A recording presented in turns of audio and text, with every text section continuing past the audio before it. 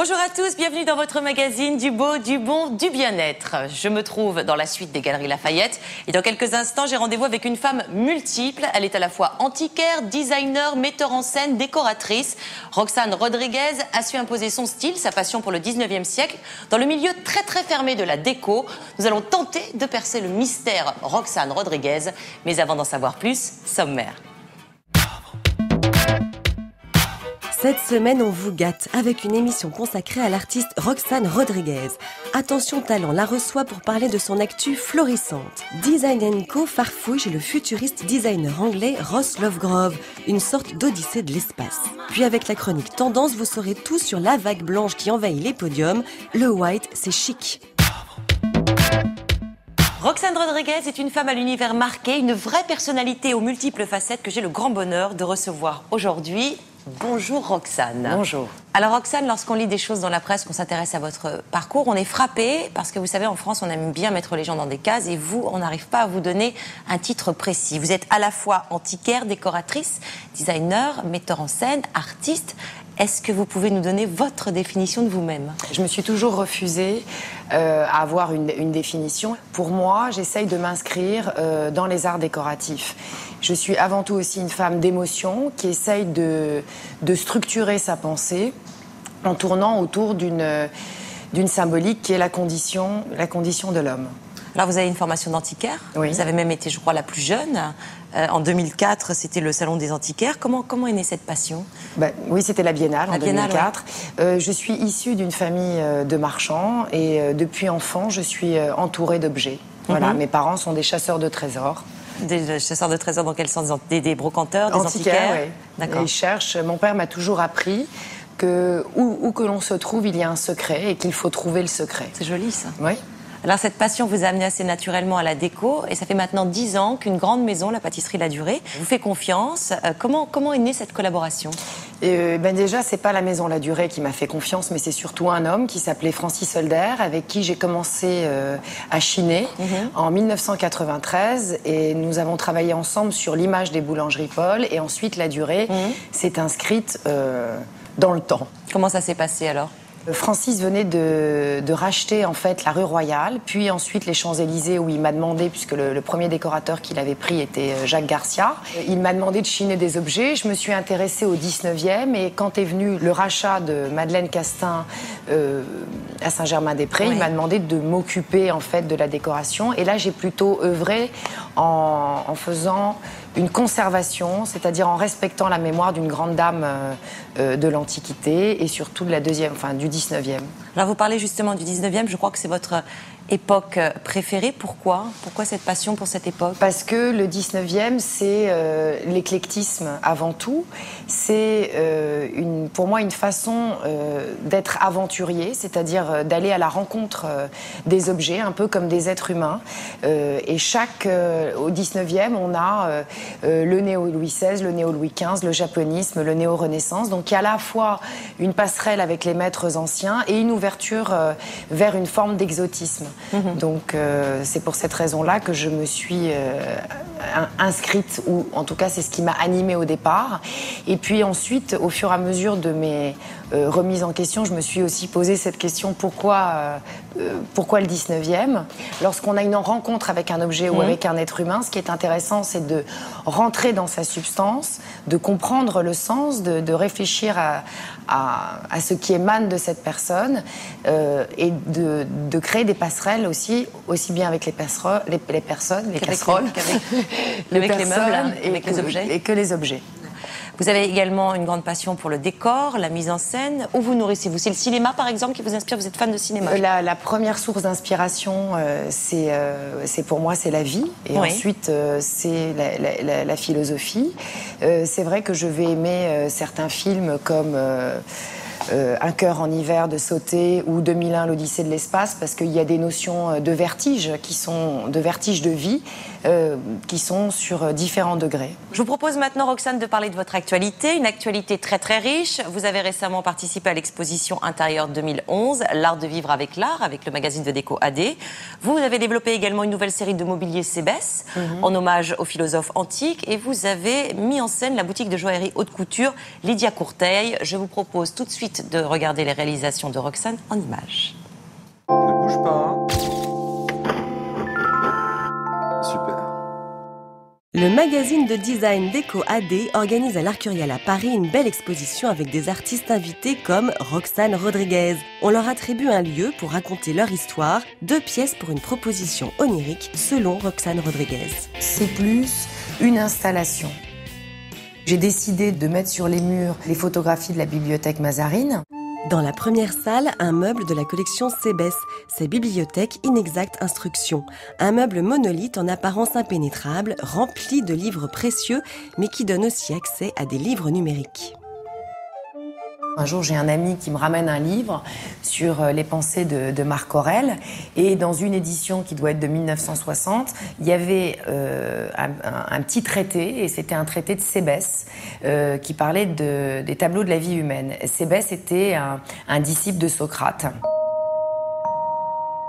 Pour arriver à une forme d'élévation, il est écrit dans Cébès que nous devons en fait passer par l'instruction entre guillemets universitaire. Et pour ça, c'est pas qu'on doit se dégager des biens matériels, mais qu'on doit avoir conscience que le bien matériel ne reste qu'un bien matériel. Véritable réflexion philosophique sur la connaissance. Une nouvelle façon aussi de consommer la littérature aujourd'hui. La ligne de son mobilier Cébès, c'est l'équilibre fragile des 3 F, le fond, la forme et la fonction. C'est le fond qui l'emporte, bien sûr. J'aime bien la notion du secrétaire parce que dans l'idée du secrétaire, il y a le mot secret. Donc ce monolithe est un monolithe secrétaire où on peut mettre des objets de curiosité. Je suis venue au 19e par la littérature. Le 19e est un siècle extrêmement éclectique. On va passer de créateurs comme Lynx, Ormani à d'autres, Yèvre, Duvinage, Giroud, etc. Dans cette première salle, elle a aussi dessiné un fauteuil. J'avais commencé à travailler l'équilibre de la courbe dans une structure. À la fois bibliothèque et secrétaire, le bloc noir prend vie quand on l'ouvre. Dans la seconde salle, on trouve des objets d'époque et de styles différents. On aime les chaises de l'artiste japonais Yunga Ishigami. J'adore les artisans parce que les artisans, c'est aussi, d'une certaine façon, la mémoire des anciens. Roxane Rodriguez a créé un lit à l'occasion de cette carte blanche. Aurait-elle la clé de nos songes ? C'était le radeau des songes où on se transforme, on mue. Une réflexion romantique autour du temps, de la connaissance et des objets qui nous entourent. Roxane est dans une quête d'absolu et d'universel. J'étais spécialisée en Second Empire, mais avant j'étais spécialisée en tableau de la Renaissance, en tableau italien. Et puis c'est la vie qui m'a poussée à ce genre de choses. Qu'est-ce qu'on attend d'un objet ? Une émotion, une fascination ou une œuvre d'art ? J'ai tout de suite pris très vite le parti pris de l'intemporalité. C'est-à-dire que pour moi, les problématiques des créateurs qu'on remonte à la nuit des temps jusqu'à aujourd'hui, c'est toujours la même problématique. Après, c'est une différence de niveau. Cette passionnée d'art est toujours à la recherche d'un bel objet qui nous murmure une histoire. Peu importe les époques, les genres, tout est question d'équilibre. Le passé, ce sont des racines, ce sont des points de repère, ce sont des passages de mémoire. Certains vont vouloir beaucoup plus de légèreté. Moi, j'ai besoin de densité. Je fais des ponts et des passerelles entre la problématique des anciens, la problématique d'aujourd'hui et j'essaye de me projeter. Roxane Rodriguez excelle dans son nouveau métier, décoratrice d'intérieur. Elle nous replonge dans une époque pour mieux refléter en miroir celle d'aujourd'hui, l'intérieur d'un restaurant à Londres ou de la boutique La Durée à Paris. C'est très doux, les gens adorent, mais en fait c'est assez violent sur le fond ce décor parce qu'il parle de notre passage sur Terre. Et il y a plein de codes à l'intérieur. Le siège que j'ai appelé chrysalide, ça nous ramène à la relativité du temps. Dans un autre style, Roxane Rodriguez a relooké récemment l'intérieur de la boutique de haute joaillerie de Lydia Courteil, rue Saint-Honoré à Paris. Là encore, en toute simplicité, elle nous plonge avec délice au pays des songes, un doux rêve pour ces bijoux hors de prix de la très talentueuse Lydia Courteil, au bestiaire fascinant. Elle offre du rêve et moi j'ai construit quelque chose autour de ce rêve. Tout est en treillage et donc c'était l'idée de la ligne. Le meuble est fondu dans le décor. Un talent pour la mise en scène, un goût certain pour les objets chargés de mémoire, personnalité détonnante, Roxane Rodriguez est surprenante avec une pointe de mélancolie et un fond philosophique. Elle cherche avec nous l'essence des objets. Artiste à suivre. Alors on va parler maintenant un petit peu de vous, vous qui aimez l'art, vous qui aimez le beau. Par exemple, si vous étiez un meuble, lequel seriez-vous ? Je ne pense pas que je serais un meuble, ou si j'étais un meuble, ça serait un meuble qui donnerait, où le fond donnerait raison à la forme. Je souhaiterais plus être une phrase philosophique qui serait « connais-toi toi-même ». Connais-toi toi-même. Oui. Vous êtes très attaché à la philosophie, au message qu'elle délivre. Alors est-ce que vous auriez rêvé de rencontrer un philosophe et pour parler de quoi ? Eh bien, j'aurais aimé rencontrer, d'abord comme sujet, j'aurais choisi, si j'avais pu choisir, la définition du héros de moins 500 ans avant Jésus-Christ jusqu'à aujourd'hui. Oui. Oui. Parce que, en fait, le héros, comme moi j'entends la notion de héros, ce n'est pas un héros lancé en pâture, mais c'est un héros face à lui-même. C'est-à-dire se coucher et évoluer dans la vie en étant en accord avec ses principes. Donc j'aurais aimé discuter de cela avec Socrate pour son éthique et sa raison et son côté cadré, et avec Nietzsche pour son côté déraisonnable et aventurier, bravant toute limite. Alors, il y a des codes qu'on dit imposés dans le design et la déco. Est-ce qu'il y en a que vous détestez ? Ce que je n'aime pas dans la notion du design, enfin, je ne me sens pas appartenir à la notion de design du tout. Moi, je me sens beaucoup plus proche des arts décoratifs et je pense qu'il faudrait revoir éventuellement la définition du design. Je n'aime pas le diktat qui n'accepte pas aujourd'hui toute la cartographie des différences de personnalité dans le design. Je n'aime pas non plus la valeur industrielle ou pas. J'aime l'idée du dessin DE2SEIN dans une création. Et pourquoi pas, et c'est mon cheval de bataille à travers CBS, ne pas avoir des objets qui nous entourent et qui nous apprennent des choses de nous-mêmes et lier à la fois le fond, la forme et la fonction. Quelle est votre plus vilaine faute de goût ? Je sais pas, pour le moment, j'acte. À un moment donné, je dois en avoir fait, on en fait tous. Et c'est ce qui est drôle aussi, heureusement. Est-ce que vous vendriez votre âme au diable pour quelque chose ? Oui, pour ne pas perdre l'émotion. Et quel est le talent que vous auriez aimé avoir, même si vous en avez déjà de multiples ? Oui, jardinier. Parce pas du tout, ça ? Vous faut jardiner pas du tout ? En fait, j'ai pas du tout la main verte, mais j'apprécie et j'apprends beaucoup de la nature. Alors, je sais que vous êtes passionné et intrigué par les formes, les objets, l'histoire que ça raconte. Est-ce que vous connaissez l'univers de Ross Lovegrove ? Non. Alors, c'est un designer londonien qui pense les objets comme un concept, comme une réflexion sur le monde. C'est pas très éloigné de votre philosophie. On découvre ça tout de suite.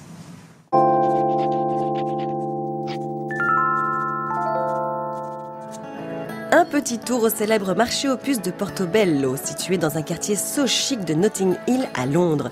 C'est ici que l'une des stars mondiales du design, Ross Lovegrove, travaille. Dans son studio X, il se passionne pour le bio-design, le high-tech au service d'une économie verte. Vive les formes fluides, épurées, il est sensible aux éléments comme l'eau, la lumière ou les galets. Des œuvres d'art à des prix accessibles, des objets qui n'ont pas d'âge, légers comme du carbone. Penser, marcher, rêver. Les vraies grandes idées, vous savez, sont survenues assis dans un jardin sur une petite chaise. De Newton à Einstein, tout le monde a fait ça. Ils ont eu cette posture. Moi aussi, j'ai besoin de temps et d'espace pour m'évader. Le célèbre sculpteur britannique Henry Moore écrit « Tout art doit avoir un certain mystère et doit interroger le spectateur. Ce sentiment de dureté et de douceur, de surface rude et lisse, de dépression et d'expansion, de creux et de bosses, c'est ça la réalité d'une forme. » Malheureusement, le design industriel pour se vendre doit être quelque chose d'attendu. Si c'est étrange, les gens n'achètent pas. Moi, j'essaye de mettre de l'inattendu dans le design et qu'on se dise « Oh mon Dieu, qu'est-ce que c'est ?» Les objets de Ross Lovegrove nous invitent à voir un design vraiment fondant. Je suis comme un enfant à l'école quand on lui dit « Tu dois faire ça ». Et moi, je me dis « Non, je dois faire plutôt ça ». Mes chaises ne sont pas particulièrement légères ni confortables, mais j'aime les avoir dans le studio. Elles sont un peu comme des personnes pour moi. Ross Lovegrove est un designer qui collectionne et aime s'entourer d'objets qui l'inspirent, aussi hétéroclites soient-ils. Véritable avant-gardiste, il nous montre avec fierté l'appareil photo qu'il a imaginé en 1982 en forme de galet, des courbes pures. À l'époque, la technologie n'était pas encore au point. Dommage, Ross est un inventeur de formes. La vie l'inspire et son imagination fait le reste. Mes objets sont mes amis. Ils sont le produit de mon imagination. À chaque fois que je suis allé à l'atelier Brancusi à Paris, vous ne pouvez pas m'en faire sortir. C'est juste un environnement tellement incroyable. Voici les cahiers dans lesquels je dessine. Ça, c'est une œuvre d'art qui s'appelle Ridon. Un anagramme de Rodin, ma French Connection. C'est une étude d'un homme-machine. C'est très léger, ça se porte facilement. C'est parce que c'est en fibre de carbone. Ce qui est beau, c'est que si vous regardez l'œuvre sous un angle différent, vous n'avez aucune idée de ce que ça représente. Et oui, Ross est un poète. Son prototype de vélo est surtout et avant tout une fascinante sculpture abstraite, et c'est aussi bien comme ça. Voici son fameux escalier, une merveilleuse hélice ADN, tout en carbone. Son énergie, il va d'ailleurs la puiser au sous-sol de son agence, auprès de son équipe internationale. Il travaille sur des projets très variés, par exemple le yacht du futur. Je travaille sur un yacht en ce moment avec un langage totalement nouveau. Ross Lovegrove, grâce à son design, nous emmène sur une nouvelle planète. Pour lui, le bien-être passe avant tout par une véritable communion avec la nature et les éléments ne doivent pas faire obstacle, mais au contraire envelopper, protéger l'homme comme une seconde peau. Les yachts d'aujourd'hui, symbolisés par la force du moteur, sont en fait d'une arrogance incroyable selon moi. C'est comme prendre un appartement bourgeois et le mettre sur l'eau. Je ne vois pas l'intérêt. Le designer travaille aussi sur la façon dont on pourrait intelligemment économiser l'énergie. Des objets pas seulement beaux, mais utiles à l'homme et à son environnement. On cherche de nouveaux moyens pour apporter de la lumière. Pas des outils solides, mais un système de concentration de la lumière. Ici, c'est une recherche pour un nouveau produit Velux où la lumière se concentre surtout sur une fibre optique et se réfléchit. On peut ainsi la partager dans différents endroits de la maison. Un jour ensoleillé comme celui-ci, on ne devrait pas avoir à allumer quoi que ce soit. Ça devrait être la lumière gratuite du soleil.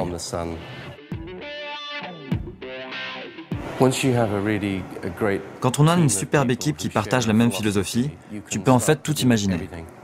Des bijoux, des chaussures, des poignées de porte, des montres, des immeubles, des voitures, des ponts. Tu peux tout créer. Quand tu as l'inspiration et une démarche philosophique justifiée, ça va tout seul.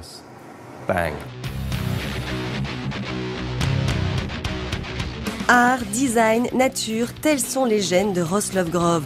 My God, enfin un designer qui laisse parler son côté féminin, délicat, sensible et intelligent.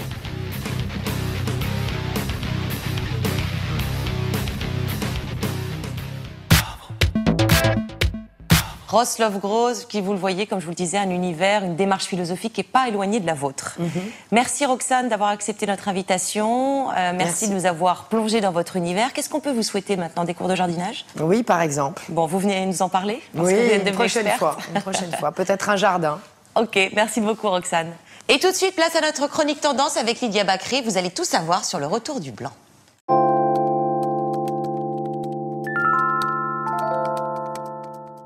Alors Lydia, bonjour. Bonjour. Aujourd'hui, nous allons parler mode avec une tendance plutôt inattendue, le grand retour du blanc. Alors, c'est quand même une couleur d'été, le blanc. Oui, alors évidemment, on avait l'habitude de le porter avec notre petite robe de plage. Eh bien, cette saison, on le portera avec des manteaux, des capes, des pantalons, des écharpes. C'est le blanc d'hiver, voilà, qui fait son arrivée. Et puis, à vrai dire, c'est tant mieux, parce que finalement, on l'imaginait grossissant, un peu triste, sans surprise. Et finalement, il se révèle ultra chic, graphique, moderne, très élégant. Puis autant dire la vérité, on en avait un peu assez des color blocks de l'hiver dernier, puis ces imprimés un peu flashy qui nous donnaient mal à la tête. C'est clair. Alors le blanc, c'est vrai que c'est très très beau, mais c'est un peu difficile à porter. Vous recommandez quoi? Alors, dans un premier temps, je conseille de commencer par le duo noir et blanc. C'est toujours extrêmement raffiné et finalement assez facile à réaliser. Alors on peut commencer par porter un pull blanc avec ces jupes crayons, vous savez, ces jupes qui sont très près du corps jusqu'aux genoux, dans un esprit un peu années 40. On peut aussi jouer sur les associations de matières, par exemple avec une blouse un peu transparente, translucide, et puis un pantalon en daim ou en cuir, ça marche aussi très bien.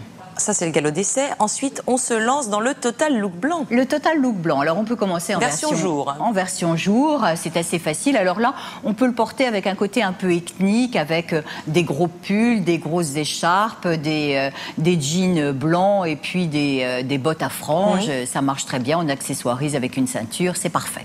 Et pour le soir ? Alors pour le soir, là, il faut se lancer, c'est le moment ou jamais. Un look un peu hollywoodien avec des robes fourreaux, il y en a de sublimes cette saison. On peut aussi avoir des combinaisons très fluides qui marchent aussi très bien. Et puis évidemment le fameux smoking façon Saint-Laurent avec son revers de satin. On le porte avec un top ou alors à même la peau, c'est sublime et ultra sexy. Moi je vous propose d'ailleurs de voir en image un peu un résumé de tout ça pour faire son choix. Allez, on y va, le blanc.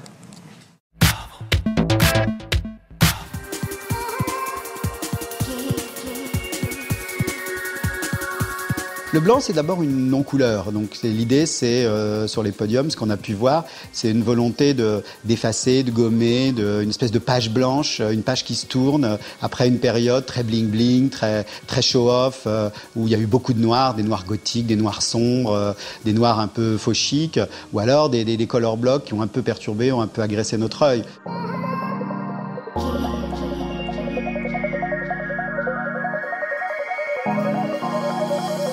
Quand on pense blanc, souvent on pense basique, le t-shirt blanc, la chemise blanche, mais en fin de compte, là, les propositions qu'on a vues sur les podiums de défilé, c'était plutôt du blanc extrêmement luxueux, tout sauf basique, quoi. C'était des très beaux draps de laine, des très belles soies, vraiment des matières d'exception et des matières extrêmement premium.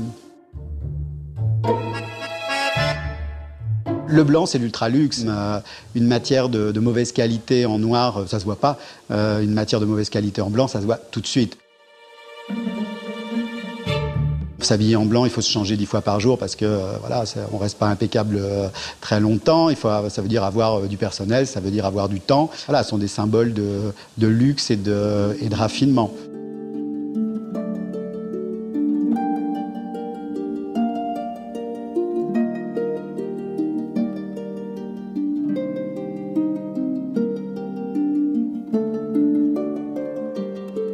C'est un acte de volonté. Je dirais c'est presque militant dans la mode, le blanc.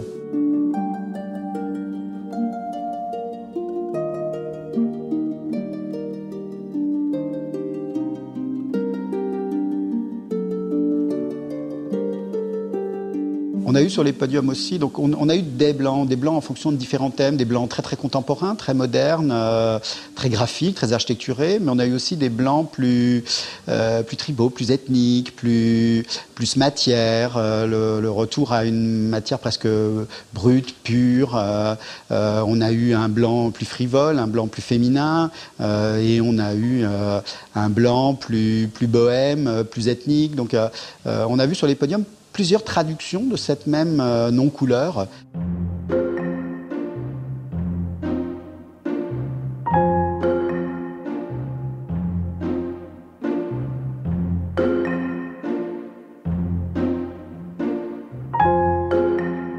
ce qui va se passer, ce qui commence à se passer gentiment mais sûrement, c'est qu'avec cette base de blanc au pluriel, on va commencer à voir s'adjoindre des petites touches de couleurs, alors pastel plus timide, plus acidulé, un petit peu plus prise de risque, ou carrément des plus vives. Donc c'est cette page blanche sur laquelle on va commencer à venir amener des couleurs, on va venir amener d'autres propositions, mais pour l'instant il y a une volonté un peu de rupture, il faut marquer le coup, mais hop, ça va laisser la place.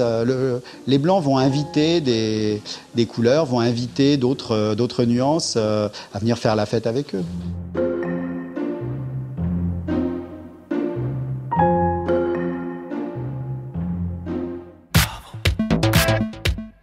Alors c'est vrai que c'est très très joli, hein. On est convaincu, mais il faut encore trouver le bon vêtement, la bonne marque, la bonne matière. Est-ce que vous avez des conseils, Lydia? Alors on a vu le blanc sur tous les podiums, dans tous les défilés, donc il est évidemment chez Chanel, Saint-Laurent, Lanvin, etc. Mais on peut le trouver aussi avec des marques beaucoup plus accessibles, Zadig et Voltaire, Maje, Sandro, et puis même Zara et H&M. Le blanc est partout et c'est très bien. Bon, mais merci beaucoup. On va passer donc un hiver en blanc. Voilà. À la semaine prochaine, Lydia.